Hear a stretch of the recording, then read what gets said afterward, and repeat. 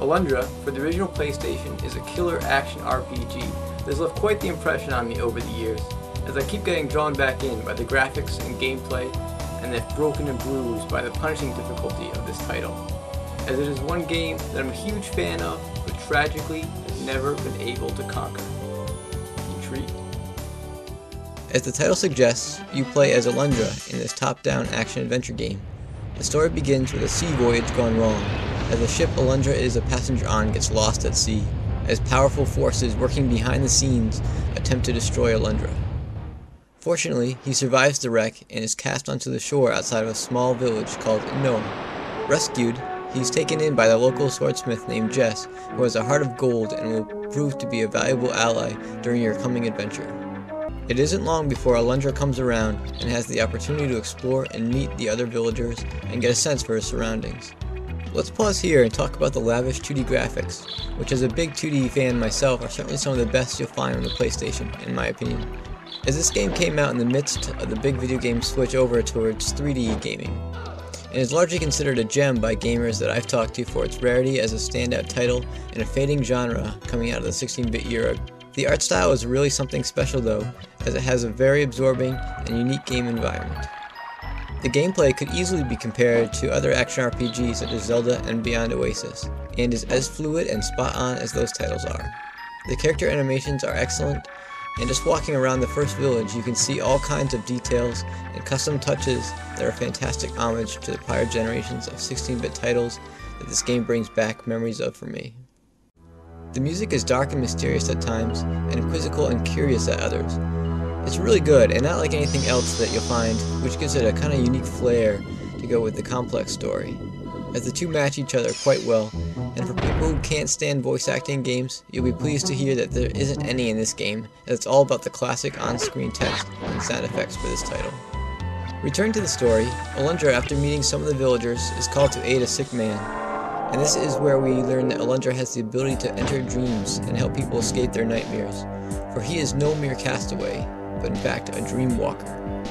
From here the plot thickens, and you'll have the chance to battle it out against nightmares and quests in the lands and dungeons around the village of Noah and beyond. All kinds of fiendish traps and puzzles await you as you press forward in the quest, which is where a lot of the difficulty comes into play, as many of the puzzles are quite challenging and leave you scratching your head or throwing your controller in frustration. As mentioned, this is one game that I've never actually finished. I'm about 80% into the quest and stuck on one of the final dungeons. I've tried to go back to it years later and been a bit lost as to where to go since I've saved it kind of in the middle of a battle. After this review though, I'm tempted to go back and make another run at it, as this is one game I would love to be able to clear, as I bet it has a really cool ending too. Over the course of your quest you can get a lot of different weapons, from a dagger to an iron flail, a bow, and even some magic wands. Other gear includes armor and boots, health restoring items, and so forth. Magical powers can be acquired as well, so there's a lot of ways to arm yourself for fighting the nightmarish armies that you'll be up against. Currently, I believe this game is available on the PlayStation Network as a download, or you can try and scare up a copy off eBay or a used game store near you. I purchased my copy at launch as a young teenager and was very impressed with the North American Working Designs release. It came with a striking full-color instruction booklet that you can see here. Goes into a lot more background in the story, includes character descriptions, artwork, items, and enemy rundowns. Also, in the case was a map insert, which is a brilliant touch and a signature of the kind of attention Working Designs would give to their releases, which for collectors I'm sure is very welcomed. For the old school gamers out there, you might be thinking, this game's style looks very familiar, and you'd be right, as this game is widely considered a spiritual sequel to the Genesis and Mega Drive title Landstalker. In fact, I read that the development team for Alundra included game makers from the team that made Landstalker, so for fans of that game, Alundra is a must-try.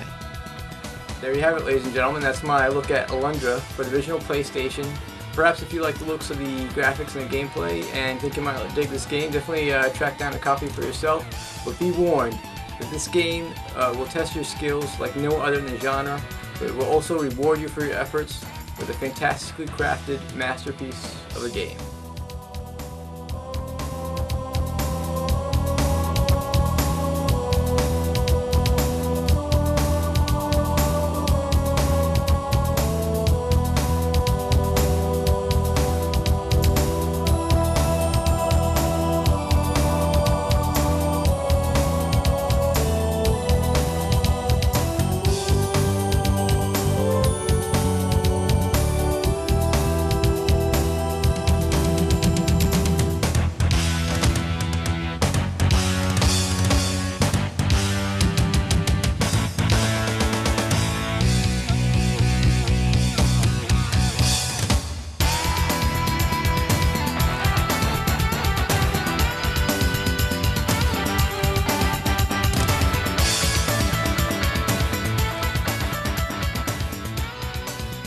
want to thank you very much for watching, and happy gaming, guys.